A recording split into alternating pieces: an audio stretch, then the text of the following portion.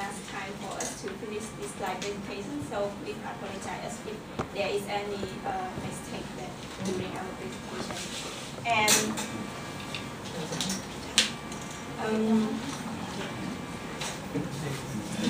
And here is our content that we got present you. Actually, in the course outline, we only catch up the lead, quote, and paraphrase and attribution that are the element of writing a good story. But we also want to add a tip, small tip that you have to be in mind to writing a good story. That's a very important point that we won't use present you. But now I'm gonna tell you about the lead, how to write a good lead for introduction of writing a good story. Like writing a story is not only you collect the information and then write it in one use to your reader, but you also have to bear some point in mind that make your story become better than just a new story. And the first one is about lead. There are two types of lead. Actually, I don't have to say much because we already studied in year 1 and year 2. Like in year 2, there are two lead, hard lead and soft lead. And hard lead here is for the new story, not a feature. That for your lead, as all of you maybe know already, that we contain Y, W, and H. And it also short and to cut to the point, like the example here. Like in your lead, you just summarize your story into answer, Y, W's, and H. Okay. And in hard lead here also have another summary lead, also summary lead also in hard lead as well. Like some hard lead summarize an event, issue, or problem, and it also answer Y, W, and A, but not all. In your lead, not only answer Y, W, and A. Somehow you also can cut it into 2 paragraphs as well, because you provide what is going on to your story. It's called summary lead, and here the example, like the first part and also the second part, that you tell your reader what is going on after you tell in your lead. And the second is soft lead. Investigative news journally use soft lead to attract the reader, as you already know that use soft lead for attract your reader, like kind of a lot of descriptive, like you attract your reader. And set the scene for the reader, telling a victim story before expanding on the life issue. And you write soft lead, you have to make sure that the reader care what become more and more and what interesting in your story as well.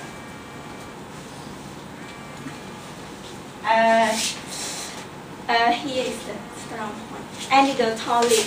It's also called soft lead, and I'm not so sure about anecdotal lead as well. Like I tried to search on the internet, they said that anecdotal lead is you beginning a story with a quick anecdote can draw your reader, and the anecdote must be interesting and must closely illustrate the article's broader point.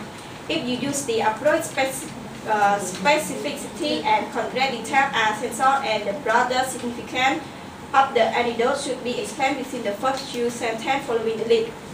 I also put the example here from, like this is a small anecdote that you have to put into your lead to make your story more and more better. Like anecdotal lead is just one short paragraph that you have to put into your lead, and the following paragraph also put into your lead as well. And this anecdotal lead just try to make your story more and more attractive. And that's all for lead and quote. Now let's turn talking about quotes.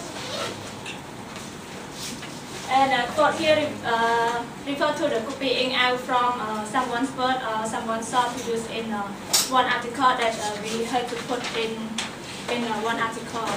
And quote here we divide it into quotes, as you already know. The first one direct quote, and the second one indirect quote. Direct quote here refers to the person's thought spoken by another person, and And the one thing that you should know in the quote, when we use in the quote in one article, we have to use a quotation mark. And now, here let's see the example. I need to go to the market, says my wife. And the sentence said my his wife. And here is indirect quote. Indirect quote, as you know, we refer to the paraphrasing or someone's thought or someone's word. And we use it because if we use direct quote, sometimes it's too long. So we use indirect quote to paraphrase someone's word. It will be shorter than direct quote. For example, my wife said that she needed to go to the market. So her husband is paraphrase his wife sentence. And one point that you should know when to quote.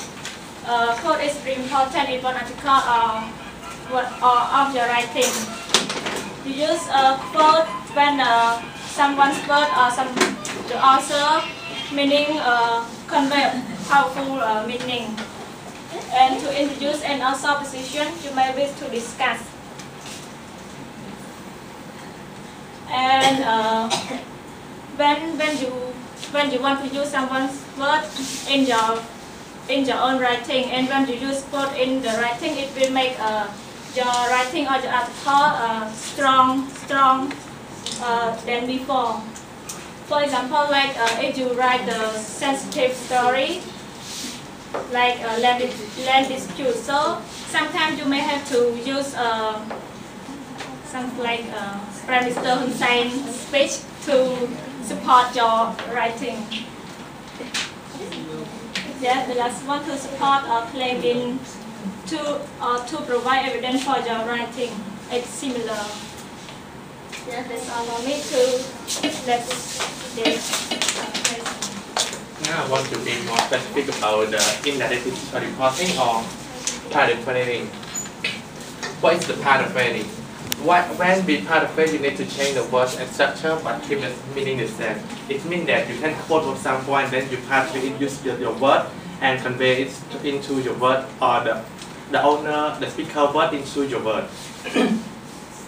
Be careful that when you paraphrase, you should not, when you paraphrase someone, you should not change the meaning of the speaker to your meaning. You must, one more thing about paraphrasing, you must remember that when you paraphrase someone, you should be attribute the speaker to your word or your sentence.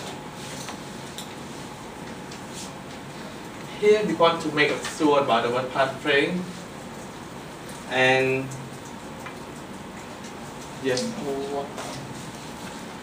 the question is that when we need to paraphrase, when we need to quote, as I have mentioned, when we need to quote when someone speaker is strong and meaningful. But when we paraphrase it, when we interview someone, some people talk very long and very wording. So we need to paraphrase to be short and can tell it the what information that the reader can understand more better. And then the quotation of the speaker is not very powerful, like they speak very complaining or say something very wordy. Last but not least, the word of the interview is boring or difficult to understand. For example, the speaker is talking about something about the statistic, about something about politics in the jargon, and then you cannot read again and understand, so we need to paraphrase to our own word. And another one, we don't quote someone when something is very obvious. Like a person said that, our interviewer said that the